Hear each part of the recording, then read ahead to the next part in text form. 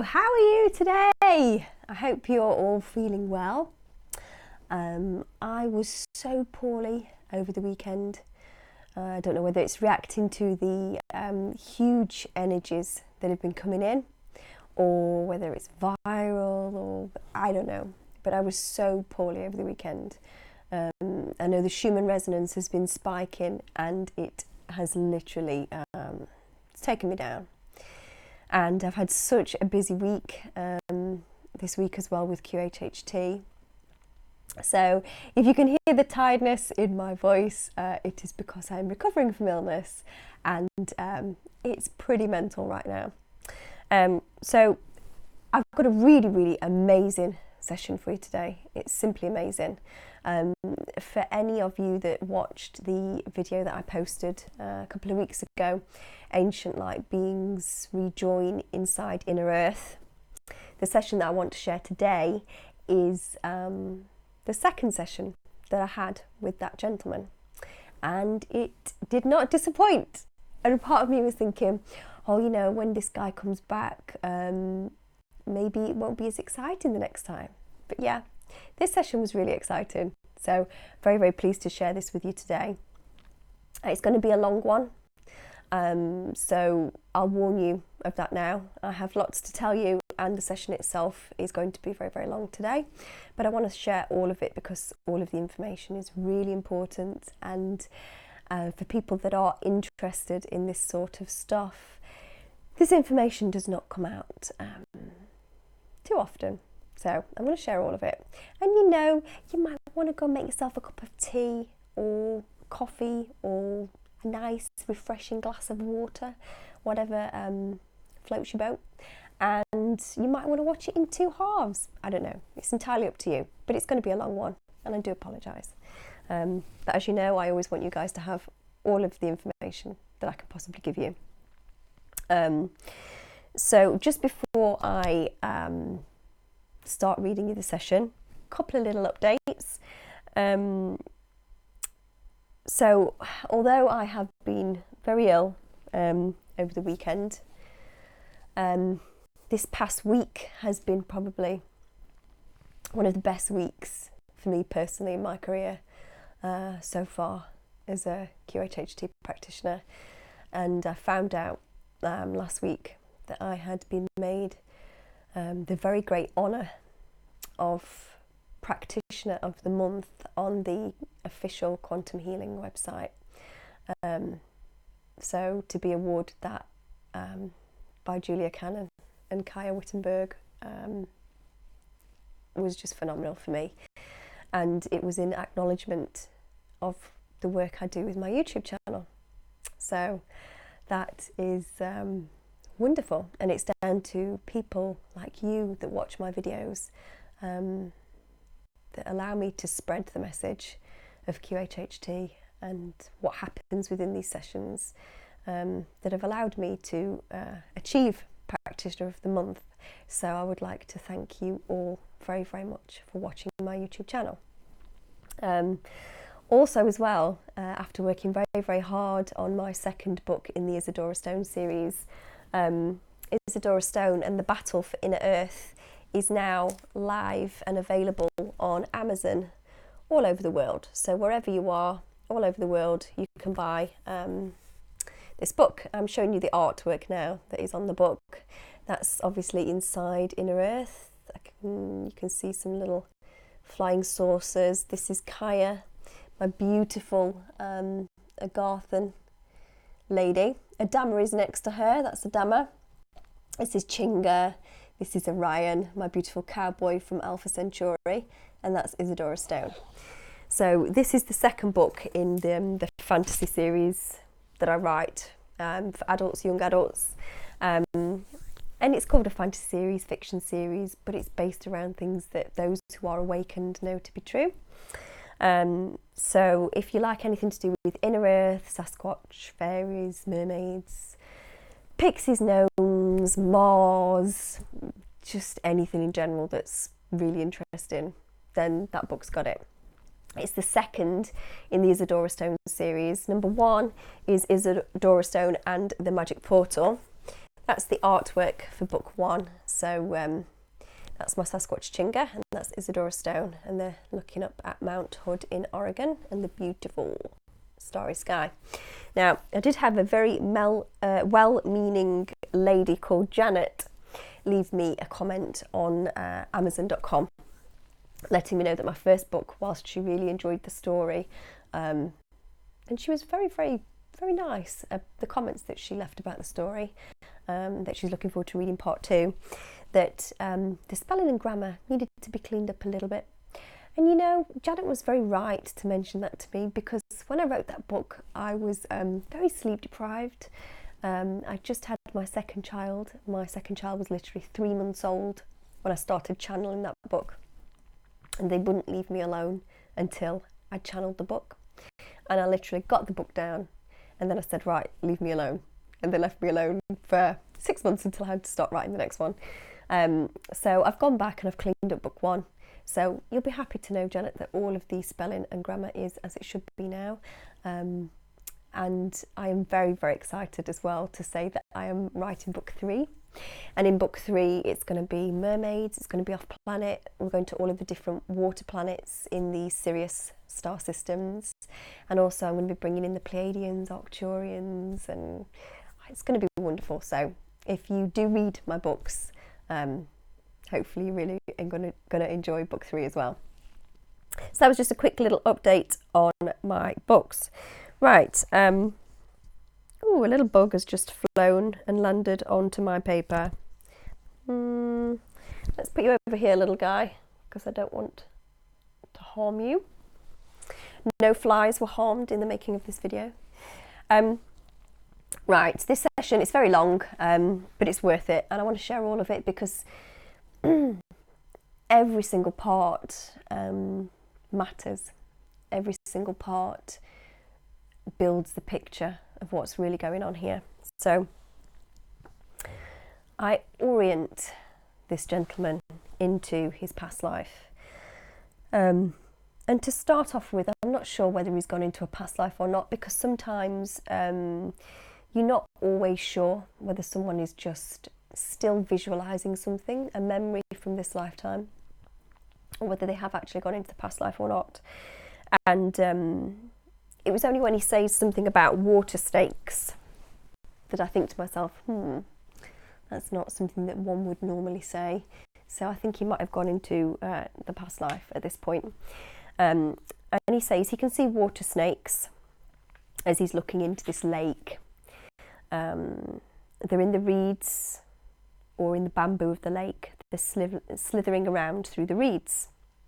So I say, how do you feel about those snakes? Because I know if I ask him that, he's going to show me whether he's actually in the past life or not from his response. They don't really concern me. I've got to stick in my hands to knock them away if they come near. It's like a long reed, like a long piece of bamboo almost. It's kind of sharpened at the end. Are there any markings on that bamboo? No, it's just like dark rings. It looks a bit like an old piece of cane. It's hard. And as you look at your arm that's holding that stick, become aware of yourself. What do you look like? I've got it could be a leather or suede, very light tan jacket, and like a cotton shirt with no collar, and it's tied around the neck. It's tied across the top to hold the neck together. I've got, I think it looks like a Chinese hat on. I think it's like a rice picker's hat. It's quite polished. It's quite sturdy. It's got some precious stones on it. Sapphires on the top, on the pointy bit, and some sapphires on the brim, and they're held on with silk threads. So I'm thinking at this point, there's not many rice pickers that I know that have got sapphires on the hat, but I'm just letting him, find his way through the scene. So I say to him, what does this hat signify? A person of either importance or wealth. Is that how you feel as you stand there with this bamboo cane? Yes, as the bamboo cane has a kind of, it's like a silver point on the end of it. I've got my back to a lake and I'm looking into the forest type jungle. Just up ahead there's a long path, a very ornate building or hut. It's a little bit more substantial than a hut. It goes up in peaks like a Chinese hat. The roof section is stone, circular. They're all walled together. As I'm walking towards it, the pathway is opening out, and there's more people walking about. And it's a bit like a castle, but it looks oriental. There's an oriental design to it. And there's like peasants or people on the floor doing things and mixing things. And as I'm walking, they are nodding to me in a way like they are nodding at me with respect.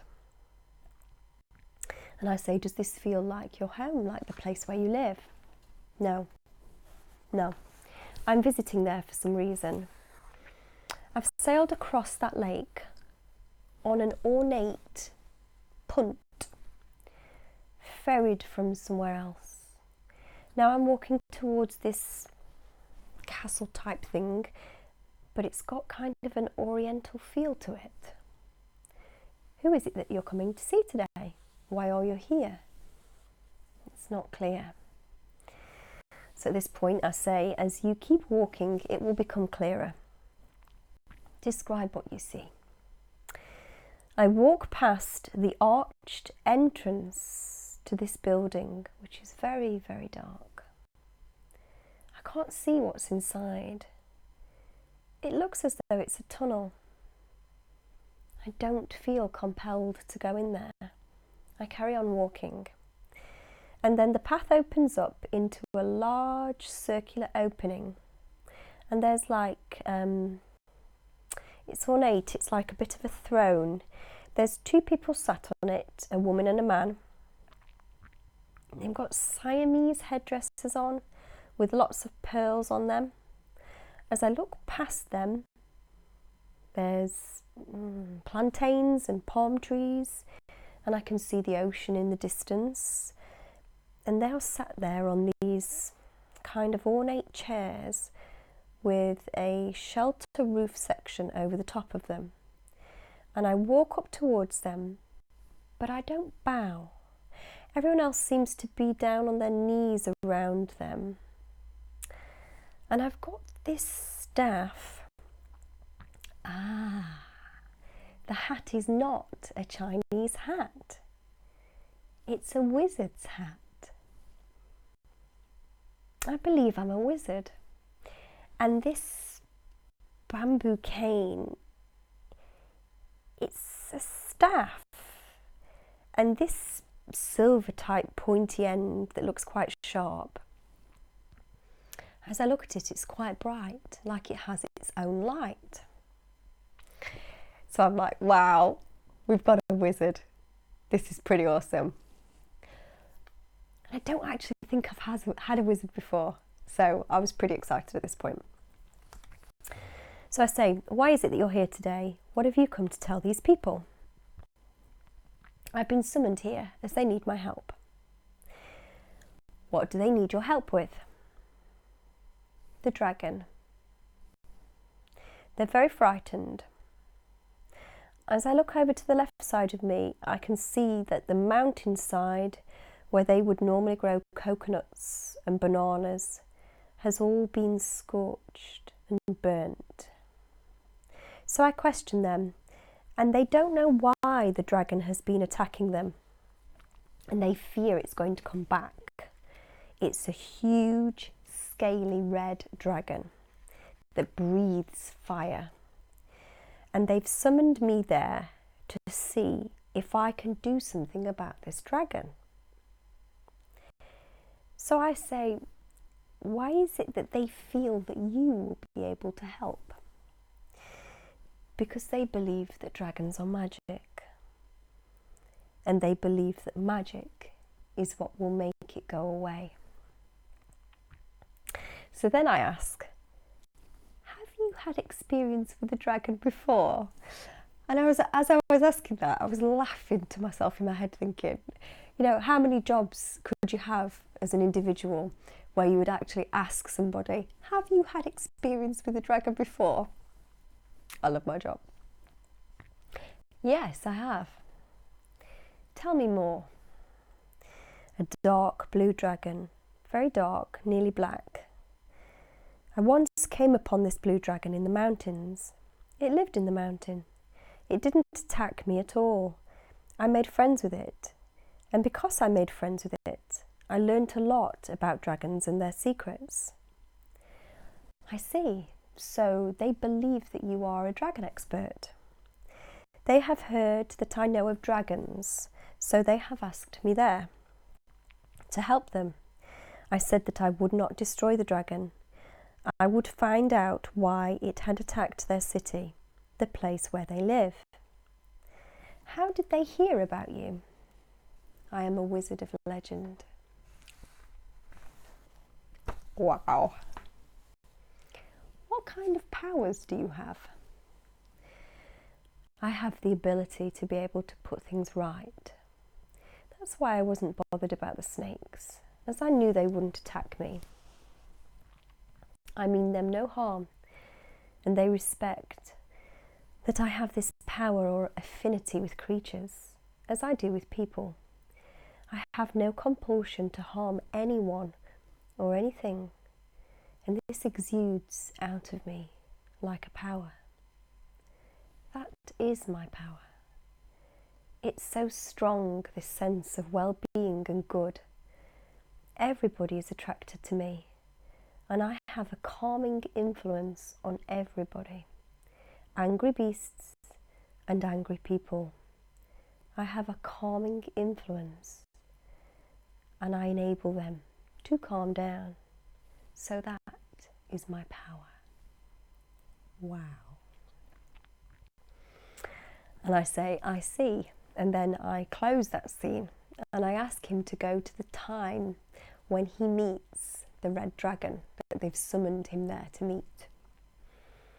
I've gone walking down towards the sea. As I've walked down so far, I've started walking up the other side towards this scorched mountain. And as I walk up the mountains, there's a plateau between the two large mountains or hills. And there's like a long, wide cliff edge that looks out over a small bit of jungle that looks out into the sea. And I stand there and I look out over the sea and I'm holding my staff and I'm concentrating very, very hard. And then my light starts to shine out from the end of my staff. The light, it shines out like a beacon, like a lighthouse, but not a revolving lighthouse. The light shoots out over the sea and it lights up the sky. What I'm trying to do, I'm trying to will the dragon to come out from wherever it's hiding or sleeping and to come onto this cliff or plateau. Why do you want the dragon to come onto that cliff?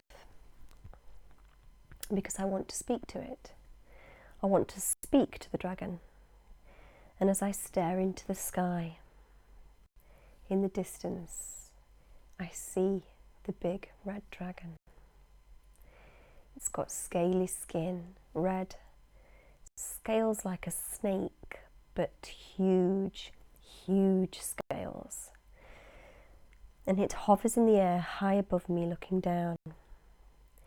And I can see that its throat is glowing.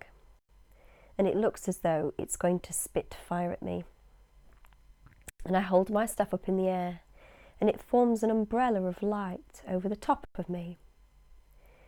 The dragon sees this and decides not to breathe fire. And when I realise that it's not going to breathe fire, I wave my arms in the air, beckoning the dragon to land. It hesitates at first, and then it flaps its wings, circles round, and gently drops down onto the plateau.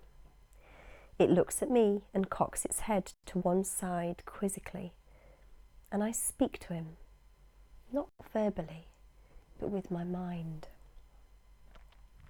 And I explain that I'm a friend of the blue dragon Roshan, and that I know quite a bit about dragons. I ask it why it had scorched the mountain and why it was attacking the people. It says it wasn't attacking the people. It was looking for its eggs. They are buried on the mountainside hundreds and hundreds of years ago. It's come back to find them, to take them, so they can be incubated into baby dragons. He's come back and he couldn't find the eggs because the palm trees and coconut trees have been planted there, and he couldn't see where he had buried or hidden them. Where he had scorched, he was simply trying to find them. He was trying to clear away the confusion to reveal where he had hidden his eggs. He was attacked by the people. They had thrown spears at him.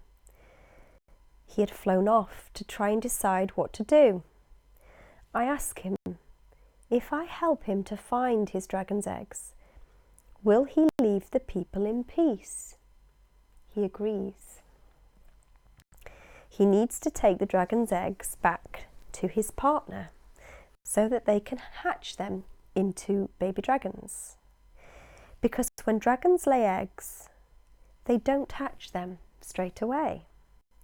They save them for when they are ready and need more dragons, or they need to replace themselves. Wow. And I think that is just phenomenal. The detail there about dragons and how they make baby dragons. I mean, wow. So I say at this point, so is he ready now to have baby dragons? And he says yes, he is ready. He is ready to have some baby dragons. They're ready to raise some young. He's an old dragon and he wants to replace himself as such. So then I close that scene and I ask him to drift through time and space to the time when he finds the dragon's eggs. So he then says the dragon is perched on top of the mountain. He's looking down and has indicated to me the area where he remembers putting the eggs. I managed to convince some of the people from the village to come and help me, on the understanding that the dragon just wants his eggs, and as soon as he has them, he will leave. Reluctantly, they start climbing up the mountain and walking through the burnt, charred remains of the trees. And I find a cave. And I shout to the dragon, I found a cave. His head raises up and he smiles, and he begins to flap his wings. But this scares the villagers and they start to run back down the mountain, which is fine as the dragon lands exactly where they were stood anyway. In front of this cave, there is a huge rock that's like a splinter of rock. It's quite sharp and pointed. As the dragon looks down, a look of recognition fills his face, and he puts a claw out and pulls back this huge shard of rock. And there behind it are 3 dragon's eggs, stacked in a huddle. I talk to him and I ask him if he is happy that he has found his eggs. He is. He gently extends his claws and picks up the eggs. He looks at me and smiles. And he flaps off into the air. The task is completed. So I ask him, what did those dragon's eggs look like? They were like blue and green, but with little veins of gold running through them. Like looking down at the earth from space. Like blue and green with streaks of gold. They looked quite valuable to look at. Did the dragon seem happy to you when he flew off? Yes, because he'd got what he came for. And he'd not meant anyone any harm. He was just searching for his eggs. He thought that because he was away from the village, it was okay to scorch the land to clear away the confusion, which was the trees. And he was just searching for his eggs. So then I close that scene and I move him to the time when he tells those two people on the thrones that had the Siamese headdresses on, when he tells those two people that the dragon is now gone. So he says, everyone seems happy that the dragon is gone, and I have assured them that he won't be back now he has found his eggs. It's just a very unfortunate incident where no harm was meant to anyone. They are still sat in these thrones. I find out that they don't live in this castle. And then I find out it's not really a castle. It's walls and parapets with Chinese roof hats that come out from the mountain. I ask if they live in it. And they say, no, we don't go in there. We never go in there. I ask why they don't go in it. And they say they daren't go in. I ask why. I ask where it leads. It looks like a dark hole. And I noticed this when I first walked past it, when I got off of that ferry, that barge. Although there were people milling around and sat on the floor, nobody was around the entrance. I ask where they live, and they say they live in huts further round the side of the mountain. So I say to him, why don't they go into that castle type thing that's jutting out from the mountain, that's got the very dark entrance, the dark foreboding entrance? What's the reason? They say it's forbidden. I ask, hasn't anyone tried to go in? And they say no, it's forbidden. I ask if anything has ever come out of it. And they say no, it's just a doorway. I ask how long it's been there for. And they say as long as anyone can remember. And it's always been known that it is forbidden to go into this tunnel that enters the mountain. So I ask who built the turrets that come off of it, and they don't know. It's always been there. It's always been like that. Nobody knows. So I ask at this point, who is it that's forbidden them to go in there? How do they know that they're forbidden? Is it known who originally said this? No.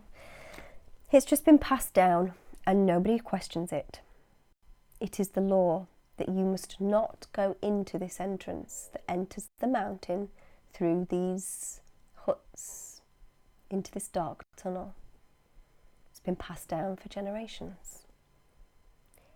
And no one's ever seen anything come out. No. So at this point I'm thinking, he's very curious about this entrance into the mountain. And I'm thinking, I'm very curious about this entrance into the mountain as well. So I ask this question. How do you feel about that entrance? It's very dark. You can't see into it. It's as though it's a door, but it's just darkness. What kind of feeling do you get from it? I'm intrigued by it. Tell me more. Because I know he's going to go in there. I ask if I can go into the entrance and they say, no, it's forbidden. So I say, well, I've just saved you in this area from being desolated by dragon fire.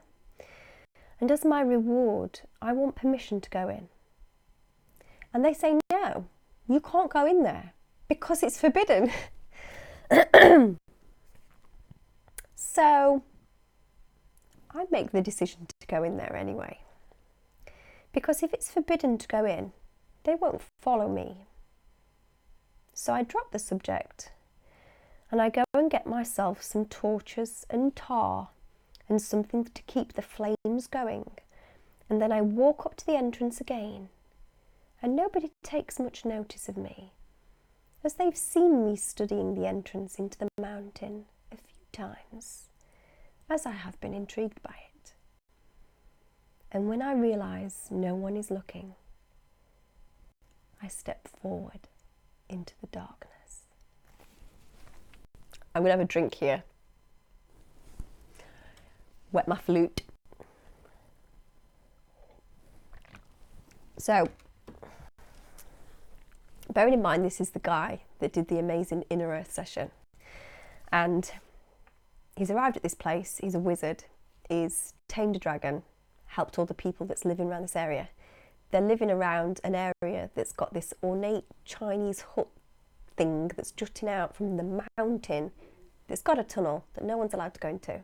Nobody knows why they're not allowed to go into it. It's just forbidden. And it's just passed down through the culture over time. Just forbidden. And this guy, that's not good enough for him. He wants to know what's in there. And you know what? I totally get that. That would be me. I'd be the guy in the pointy hat going down the tunnel as well. So anyway, he steps forward into the darkness. And there's a pause, and literally I was just sat there like, what happens next? And he says this: as soon as I step into it, it's like stepping into a dark soup. It feels strange. I look back and I can't see anything backwards now. I can't see anything backwards and I can't see anything forwards. So I reach down and I strike a flint and I put it onto one of the torches that I've lain on the floor. It starts to glow. I blow on it and blow on it, and a flame starts to dance and cast light around. As I light up this, it's like a cave. But I can't see. I look back from the direction that I've walked in, but all I see is darkness where the doorway was. I can't see out into that doorway. It was daytime when I walked in, but now it's just darkness. I grab the other torches that I've thrown on the floor and I sling them over my shoulder, and I carry the torch that is lit, and I start to walk further into the cave. And I see over to one side there is a passageway with steps. I start to walk down there and it lights up. It's very narrow and tight, and I have to hold the torch out in front of me as I can't hold it above my head. And as I hold the torch forward, the flames are blowing back towards my head. They're blowing back towards me, so there's a draft, and it's very tight, just enough to squeeze downwards if I keep walking.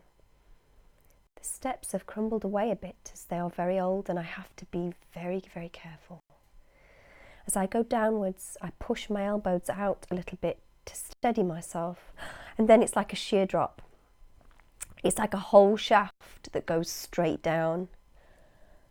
I don't know what to do at this point.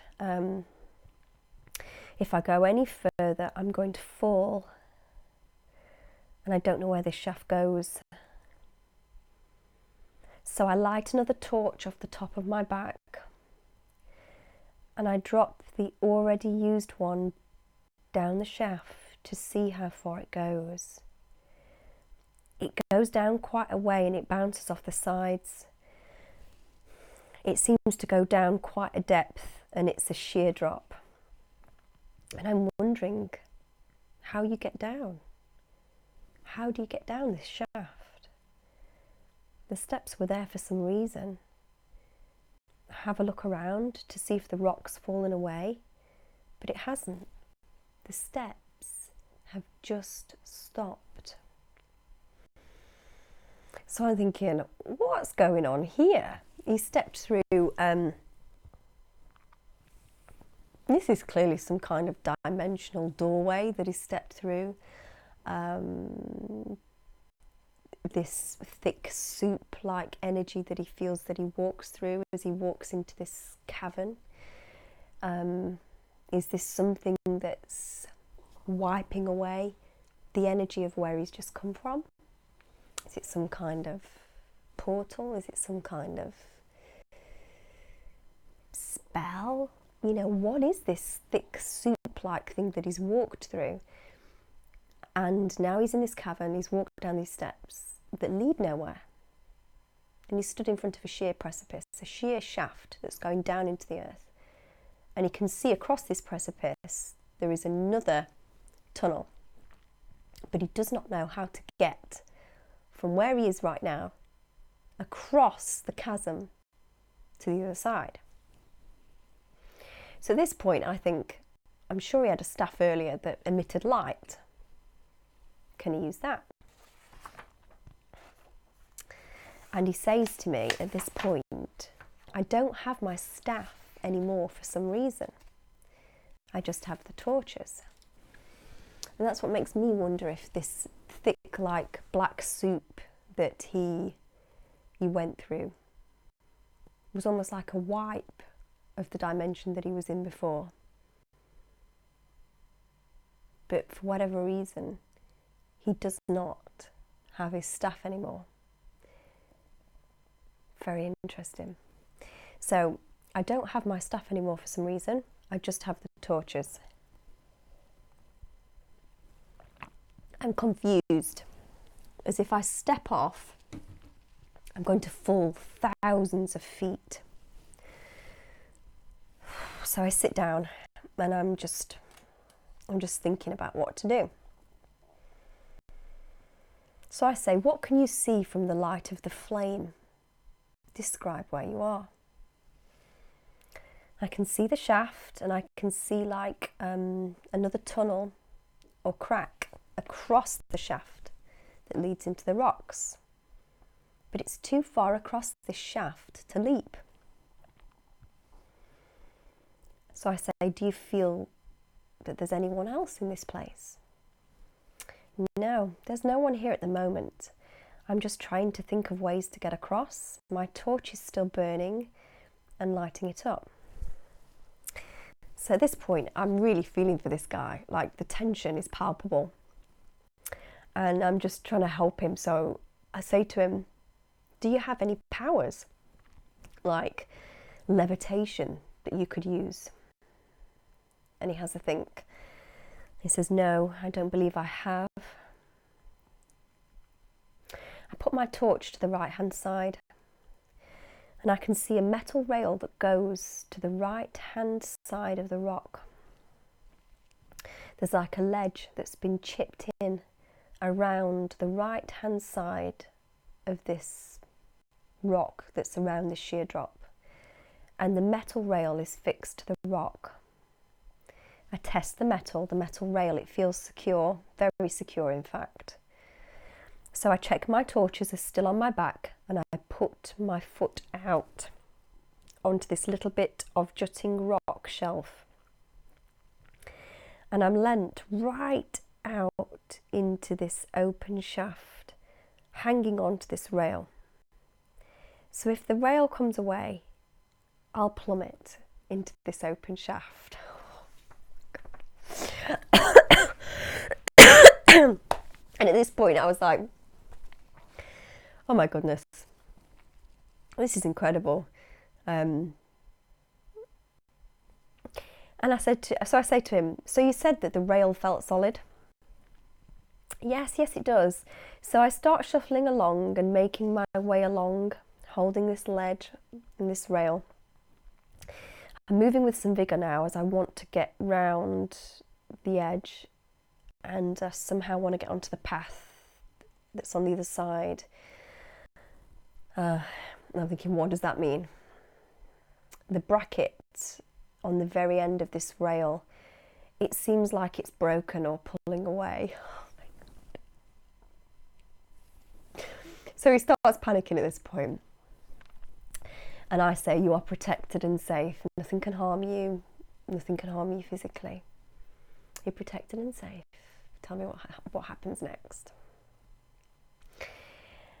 And he's saying, I can't see how I can get from the end of this rail and on this ledge I'm on and onto the path on the other side, as there's still a big piece of rock coming down. And he explained this to me after, and he explained it to me like, there's a chasm, he's on one side, the chasm is on the other side, where you can see another tunnel. And this rail has gone around the edge of this like gorge thing. But around the edge of this gorge, just before he can get to the tunnel, there's like, it's almost like a volcanic rock that's dripped down inside the earth and set. So it's kind of shiny. So if he puts his feet on this volcanic rock that's shiny, he'll slip and fall down this chasm. And he knows this, he can tell.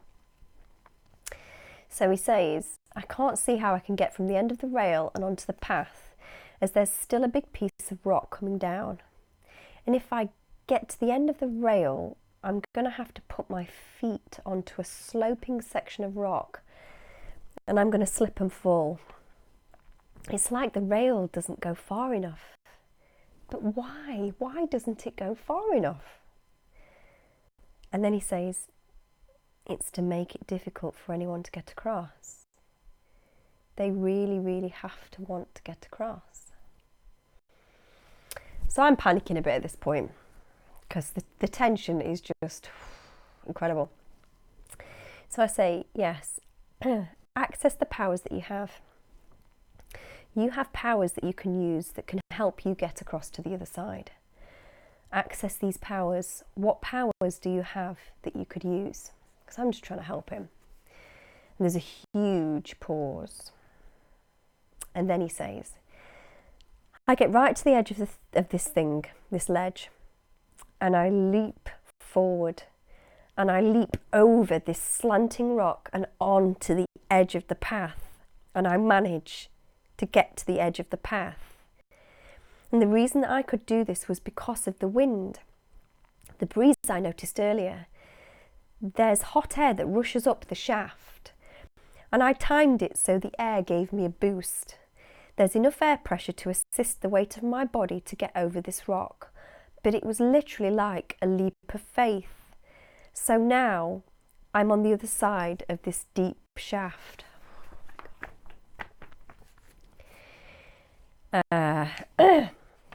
So at that point, the pair of us were just, well, I was just so relieved, because that was really, really nerve-wracking. So now I know he's on the other side of the shaft. I say to him, right, describe what you can see now on the other side. And he says, I'm facing out to see the opening that I walked through. And I can see the old wrought iron railing that I've used to get across. And I'm sat on the path on the other side. So I say, why are you sat on the path on the other side? Because I'm thinking, he's got to the other side. Go on, go and find out what's over there. And he says to me, quite tersely as well, I might add, I'm resting, because it was a very tiring exercise. And I felt so bad, because I'm just like trying to get him across to the really exciting bit. And he's literally in it. His consciousness is in it. He's just done this incredibly physically difficult exercise, and he's just having a little rest. He's wanting to have a little rest, and I'm trying to hurry him along and get him across to the good stuff. So we let him rest for a while, and then after he rested, he began to speak again. It was hard to get round, but I felt like I had to get round to the other side, because it had been built for a reason. It was not an easy route to take.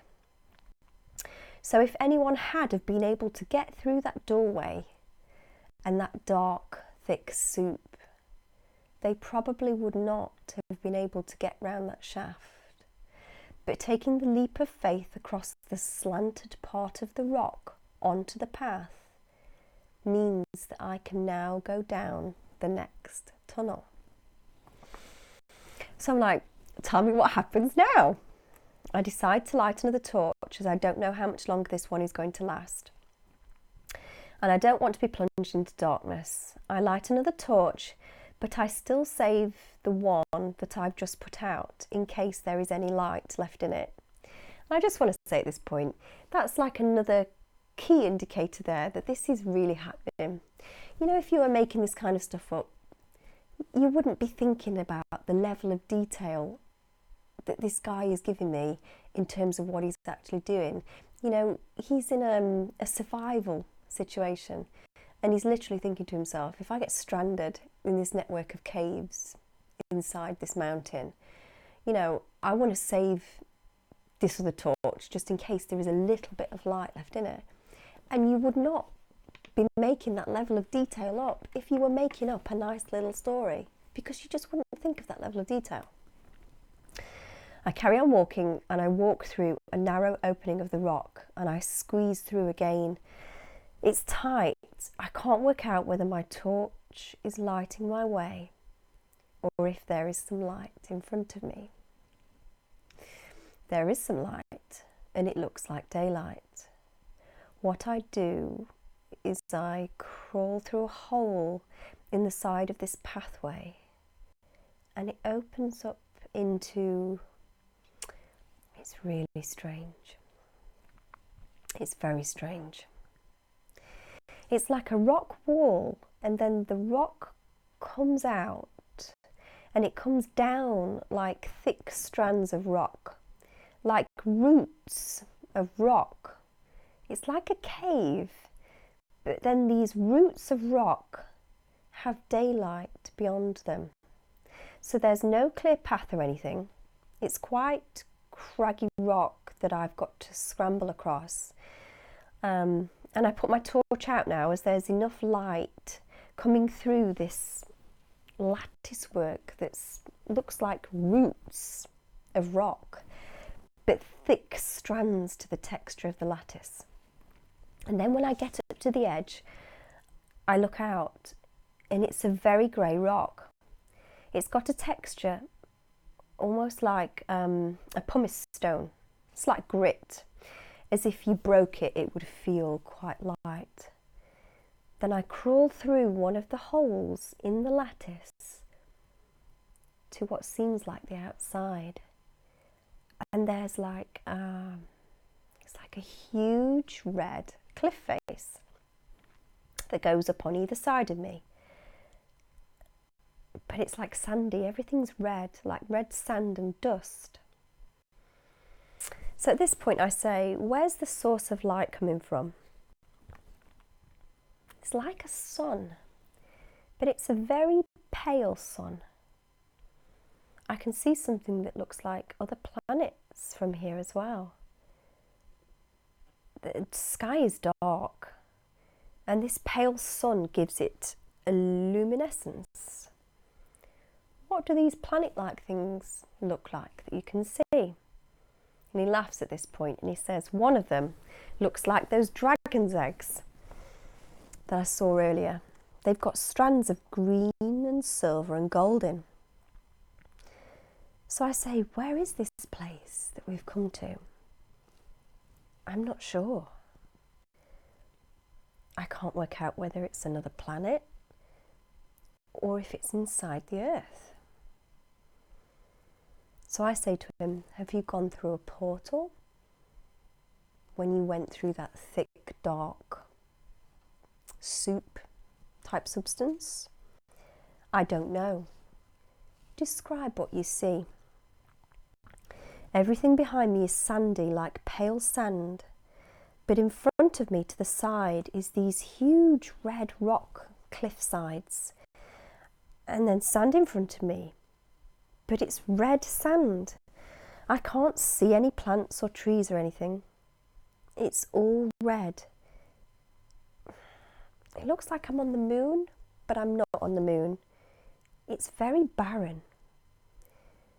Where are these planets that you said you could see? Because I can't work out what's going on here. And I want to know more, as always. They're up in the sky. There's the pale sun. Then there's one that's bluey green that looks like the dragon's egg, and that's to the left. And there's one that looks like a huge lump of tourmaline. Hang on. No, that's not in the sky. That tourmaline is part of this place. At first, I could just see the top of it, so it looked like it was a planet, like it was part of the sky. I could see the top of it, but now as I walk around, I can see all of it. It's like strands of crystal, and they're forming a mountain.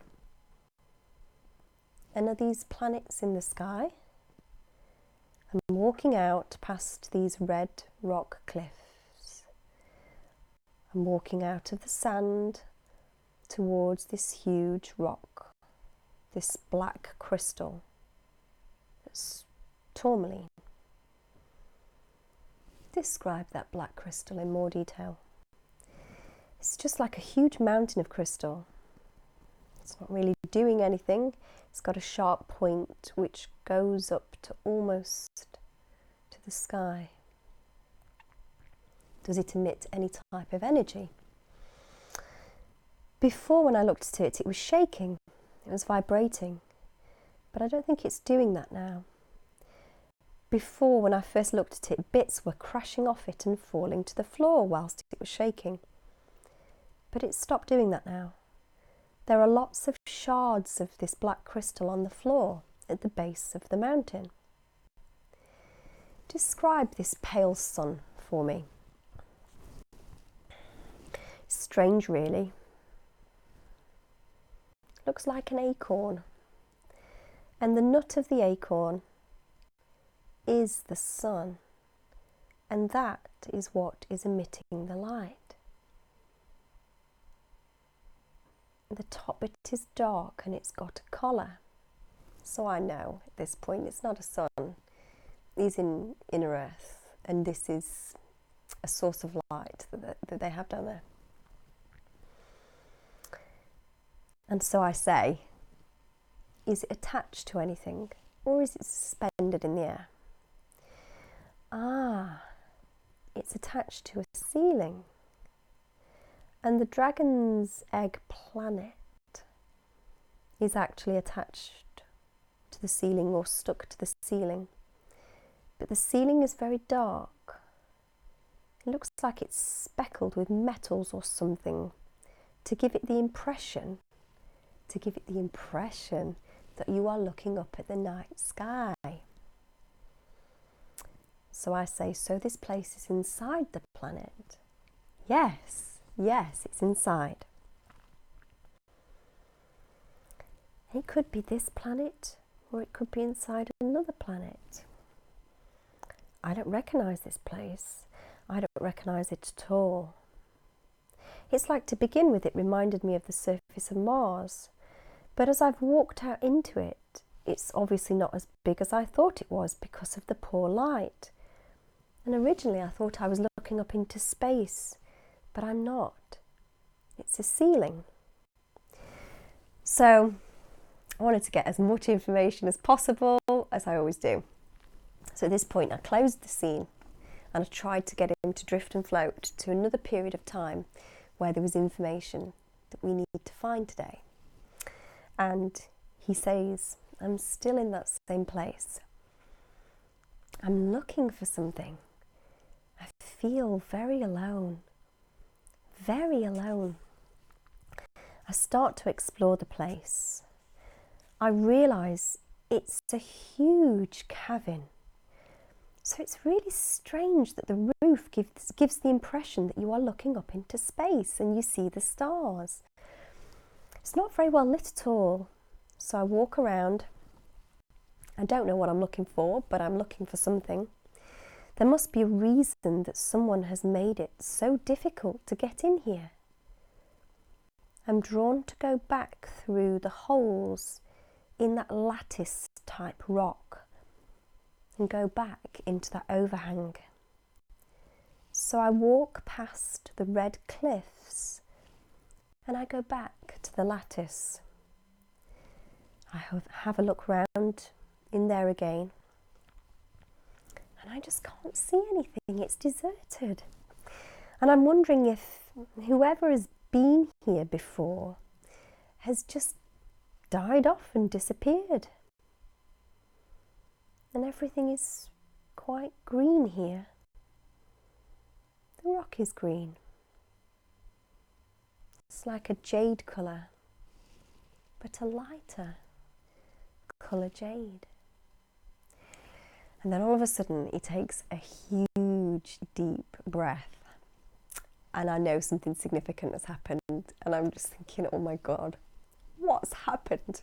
So I wait. I don't say anything. I just wait. And that took a lot of effort on my part not to say anything. And he went, it's something to do with the walls. It's something to do with the walls. There's something in the walls. So I was like, what's in the walls? So I say, what's in the walls? And he says, there's bodies. There's bodies in the walls. So I say, what kind of bodies? What kind of bodies are in the walls? He says, I think they're asleep, but they're buried in the walls. So I say, describe these bodies. There's one particular body that I can see the outline better than the rest. The rock in this area is brighter. There's something stuck out through the rock. Is it even rock? It's like some type of resin or something that's been solidified. There's a stick or something stuck out at the top, way above the head of this person. So I start to pull at this stick, and I pull down on this stick. And as I do that, the front of this part of the wall peels away. It's like the front of a pea pod. I'm sorry, I'm going to have a drink.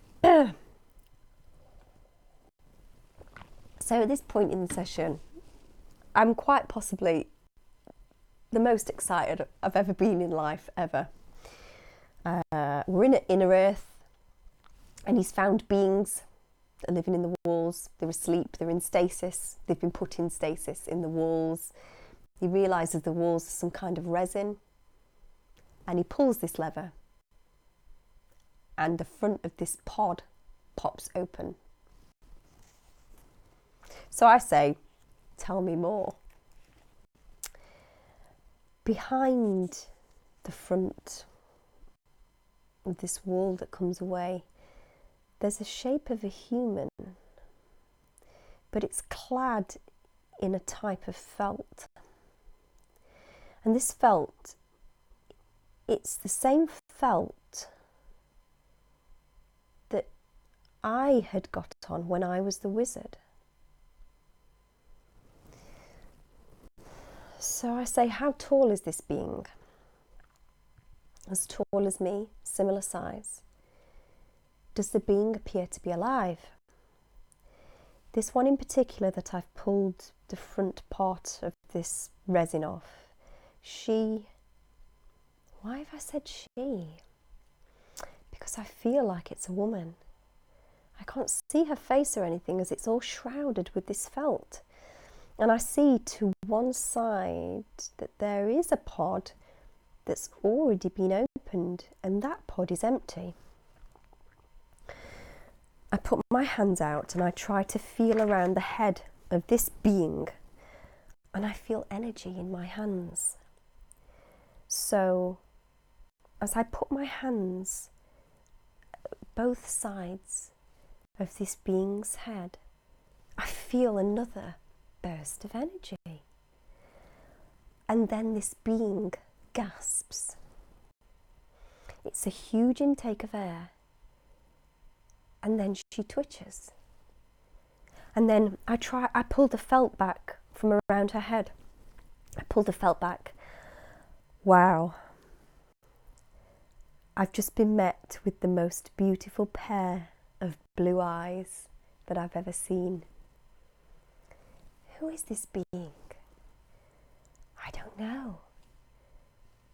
But I do. I feel as though I know her. Describe the being.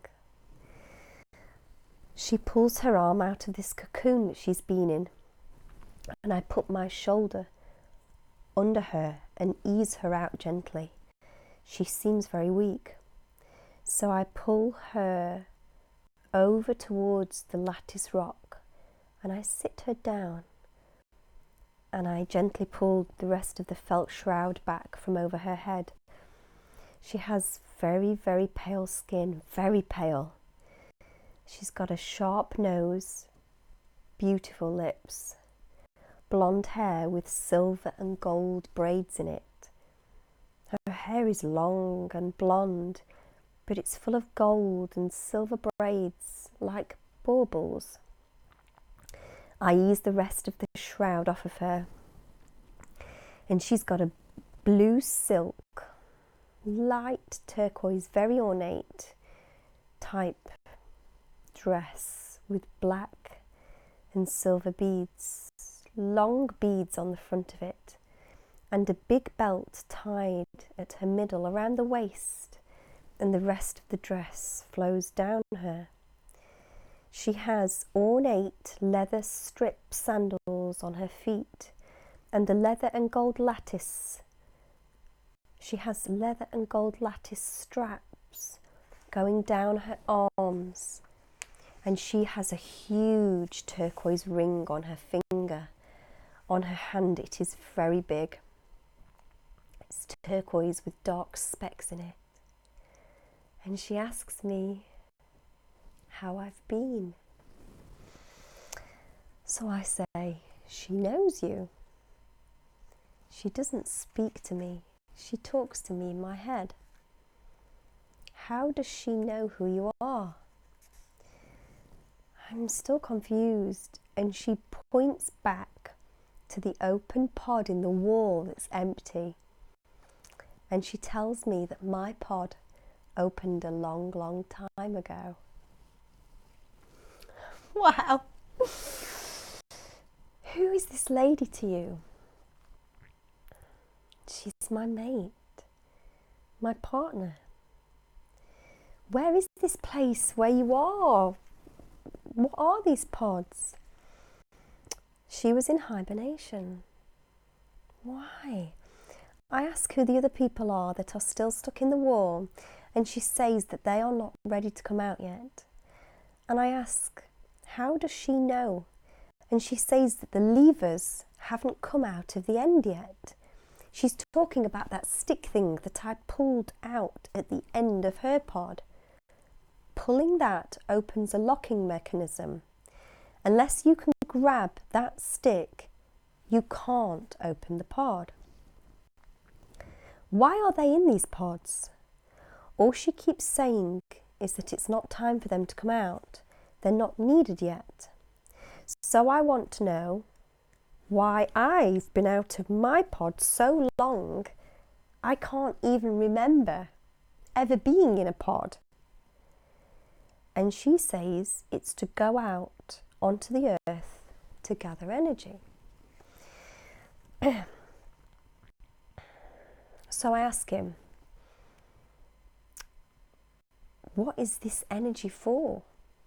that you need to gather? Why have you been out on the earth gathering energy? It's for the black crystal, because it needs to be awakened. What will help it awake? The energy that I have collected. It has something to do with goodness. Something to do with showing goodness to creatures and people. And when you do that, they give you back goodness. They reciprocate with goodness. That's what I've been trying to teach people. Goodness. That's why I could talk to the dragon and not fear it. And all of the goodness that I've collected whilst I've been out on the earth, I am to put into the black crystal. And the black crystal, my mate knows how to release that energy. She has the power to release it. And then that goodness will be released into the earth. And it pushes the evil off of the surface. It repels it. How does it do that? It radiates goodness. It's such a force, it tears the evil from the surface of the earth. The evil is embedded like ivy. And what the crystal can do is radiate goodness at such a force that it tears the roots out, the roots of evil out of the earth's surface. With nothing to grasp onto, evil can't survive. Evil needs to feed off of something. It needs to feed on goodness to survive. But the force of goodness can uproot it, and effectively, it doesn't need to destroy it. Evil destroys itself, because if evil has nothing to anchor onto which to feed, it cannot exist. He later explained to me, he saw it as almost like a scraper.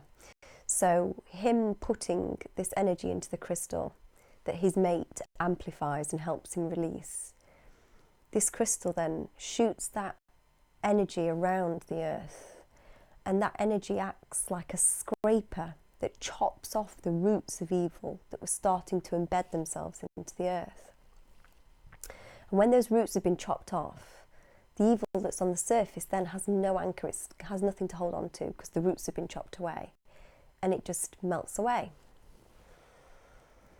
So I say, so the good energy that you have collected will help rid the evil on earth. Yes, once it's on the crystal, because my mate, she knows how to release it and to amplify it. She has tremendous powers. What powers does she have? She can control things. She can talk to the crystal and help the crystal amplify this goodness to a point where it's 1,000,000,000,000 times more powerful than before. And is that what will happen now? Yes, that's why the crystal was shaking and bits were falling off it. As it vibrates, it creates and amplifies. It will keep doing that.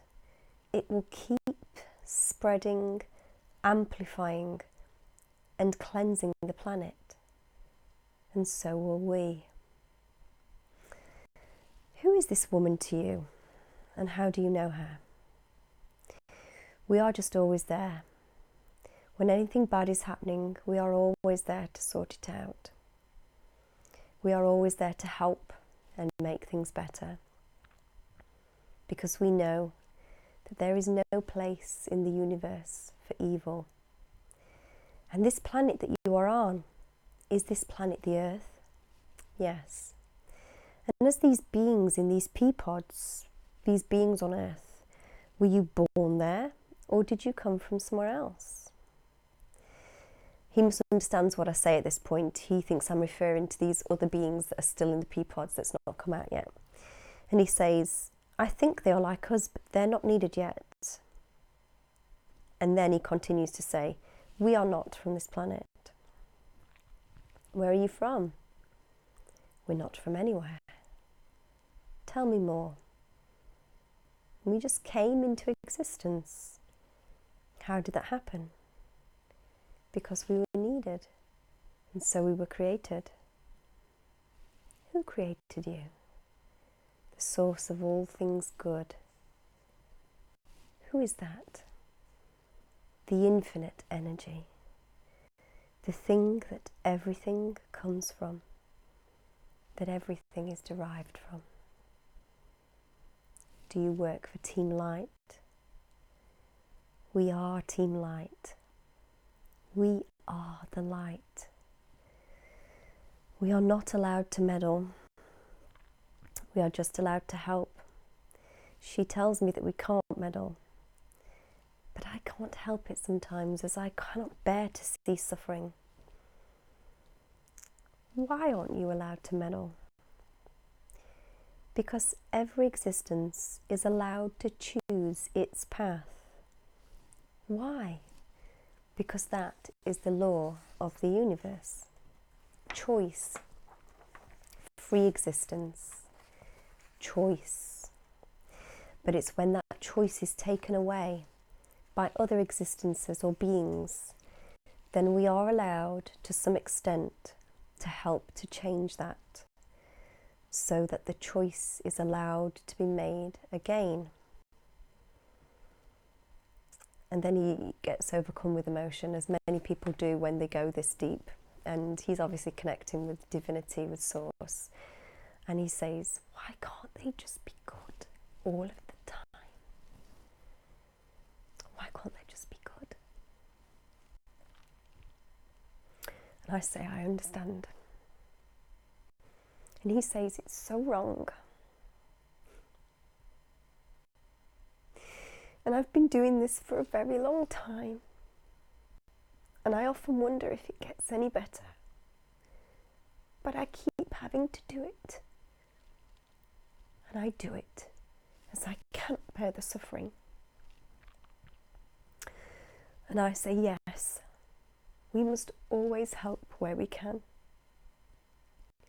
And he says, always. As if we don't help and shine our light in the darkness, then the darkness will pervade and grow. And we cannot allow that to happen. And so I say, so we shine. And he says, yes, that's why we shine. So at this point I brought his higher self through, and he didn't have too many questions this time because I answered most of them the last time he came.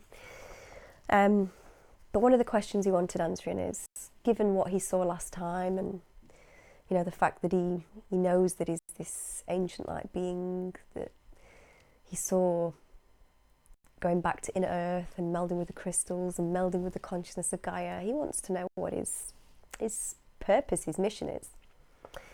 So I ask, what is his true purpose in the middle of the great shift? And the higher self says, we can't tell him that, as it needs to come from within. It's part of the awakening. It's part of the task. So I say, what does he need to do? What can he do to find the answer within? Keep searching as he is doing. He is evolving. This gentleman has an issue with his back, so I asked what was causing that. He needs to take control. He has the power to heal any ailment and any problem. He just needs to find out how to do it. The answers are all there inside of him. Part of the answer is belief. Belief is the most powerful medicine that there is. He needs to believe. And I say, why does he struggle with belief in this lifetime when he has believed in so many other lifetimes? He's forgotten. He's forgotten. And so I say, has he been in 3D for too long? And his higher self says, this world, this life dilutes everything down and weakens everything. This world is designed to keep people weak and therefore defenseless, so that the evil that controls it, it takes no effort for them to control and manipulate. They create systems that keep the masses weak and unable to see the truth, and because they are fed false truths, lies. And so I say at this point, who is the evil that controls this realm?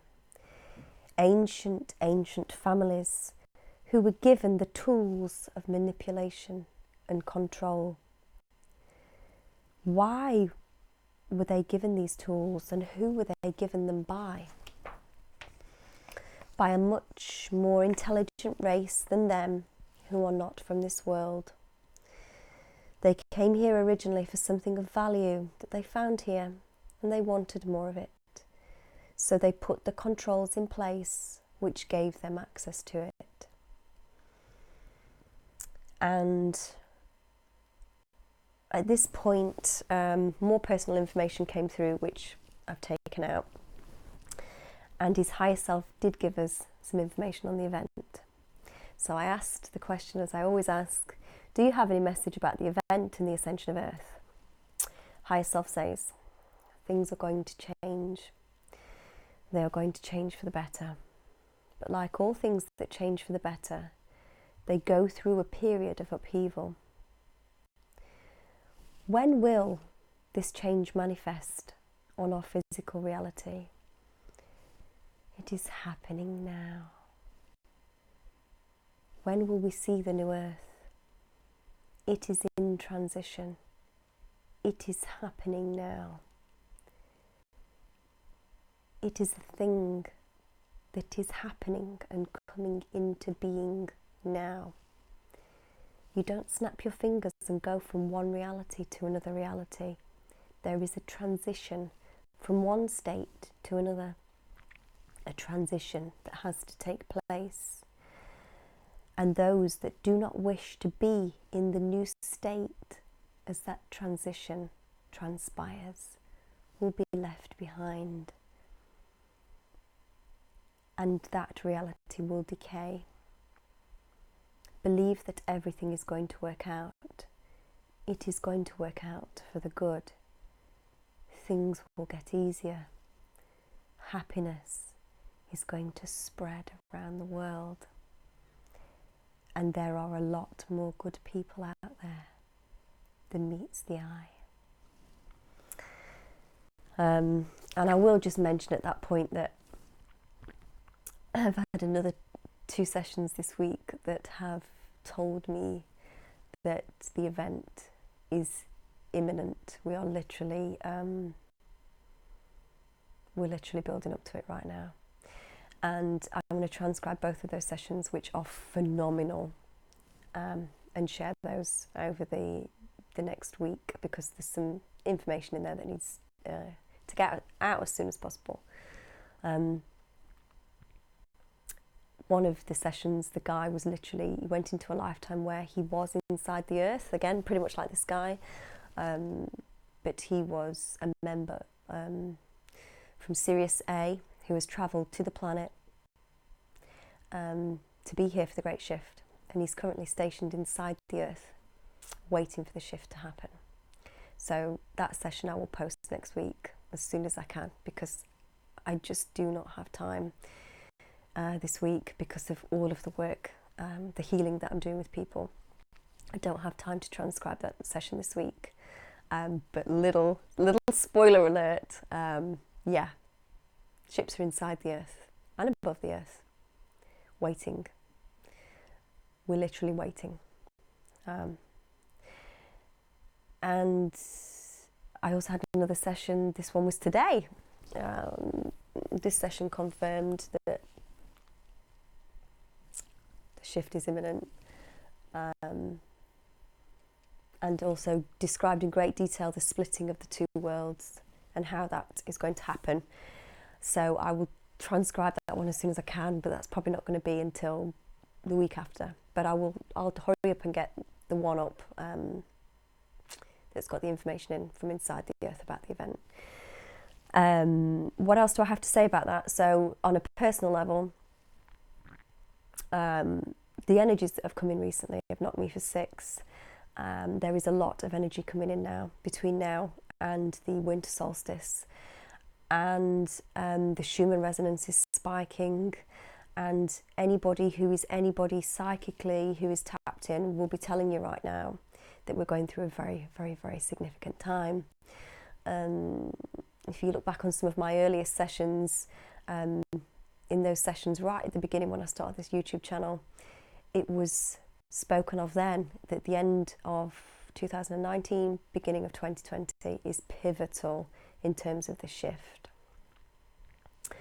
So I would say hold on to your hats, guys, because it's coming down the wire. And that being said, we all need to be in the love vibration right now. No matter how tired you feel, no matter how affected by the energies you feel, you need to concentrate on self-care. Make sure you're in the love vibration. Don't let anybody trigger you. We need to hold the light now. That's why we're here with the ground crew. We are here to hold the light on the surface of the planet as ground crew for Team Ascension Earth. And I've got another amazing session to share with you next week about a guy who is back in the past. He's putting things in the pyramids on Earth that we're not going to be able to access until we go through the shift. And when we go through the shift, we can access this stuff, and it helps us after the shift. I've got so much to share with you guys. There's never been a more exciting time to be alive than right now.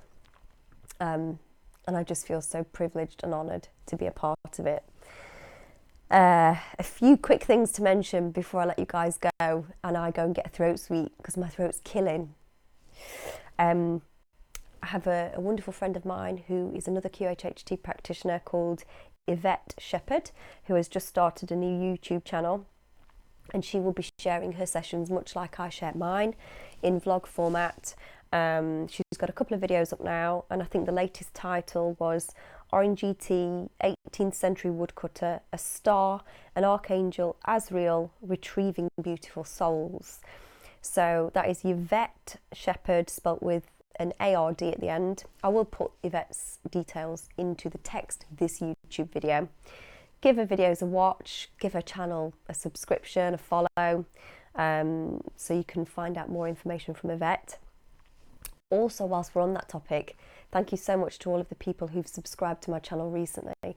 I really, really appreciate it.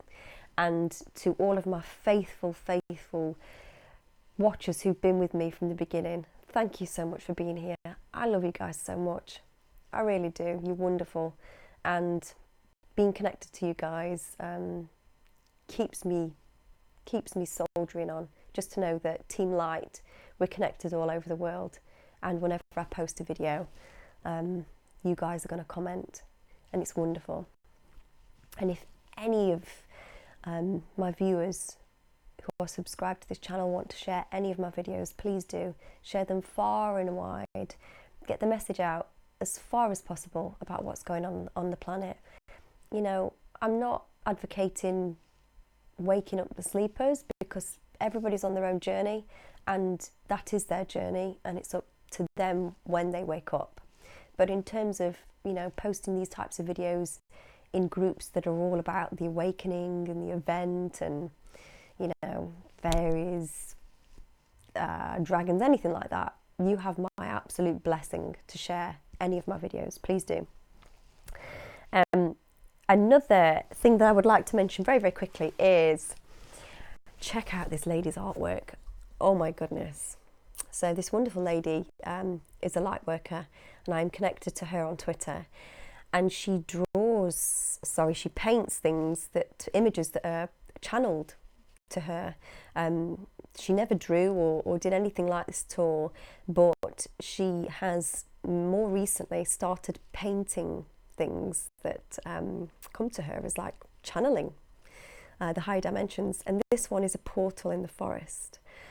And when I saw this is just like a scene out of book one of my book, Isadora Stone and the Magic Portal. I couldn't believe it when I saw it. So I really wanted to share. I obviously bought it and I wanted to share this lady's work with you guys. Another amazing picture that I bought from this lady, which I haven't framed yet because I haven't had time, but I will do, is this one. Anybody who is familiar with Corey Good and sphere beings, this wonderful lady wasn't even aware what these were. And as soon as I saw this one, I was like, can I have that one, please? I'd like to buy it. It's wonderful. So her work really, really appeals to me. She's only on Twitter at the moment, and she puts her pictures up as and when she paints them. But if you would like to see some more of her artwork, she doesn't have a website or anything like that. She only puts her work up on Twitter. Then her handle on Twitter is @nuff_fairy. Nuff is spelt NUFF_fairy, as in FAIRY. Whenever I see that, I always think of fair enough, and I think that's where it comes from. So it's @nuff_fairy. Give her a follow on Twitter. Her work is superb. And the only other thing that I have left to say to you guys today before I leave you until I have time to make another video is for everybody that is awake and aware and is interested in the shift in consciousness, because we know that's why we're here. It's coming down to the wire now, and 3D society is breaking down, and we see this happening all over the world. People are rioting all over the world. There's unrest all over the world. Very soon, there will be a catalyst that sparks the 3D society to break down. And when that happens, I just want to reassure you that that change is necessary. Before anything beautiful is born, there is always a period of unrest before that new reality comes into being. And it's almost what will birth the new levels of consciousness. What we need to do as awakened, aware people is hold the light, be the light. And as I mentioned in my last video, be that lighthouse, that beacon of steady, peaceful light that people can see from your frequency. You're not scared. You know what's happening. You feel the light frequencies. And when everybody else seems to be scared and running around like headless chickens, you're there, holding the light, anchoring those love energies onto the planet. And together, we will bring about the change in consciousness as one big team. So those guys inside the earth, those guys on the surface of the earth, those guys above the earth, those guys next to the sun, those guys on the other planets that are sending light and love to us, the other planets and the other stars that are sending light and love our way. It's all coming. And it's going to create this big crescendo soon that is going to take us to bliss central. So I would suggest living your life right now as if we're already on New Earth. Live your life right now as if we're there. And before you know it, we will be. Until the next time I see you guys, make sure you keep vibrating high. Till the next time, bye.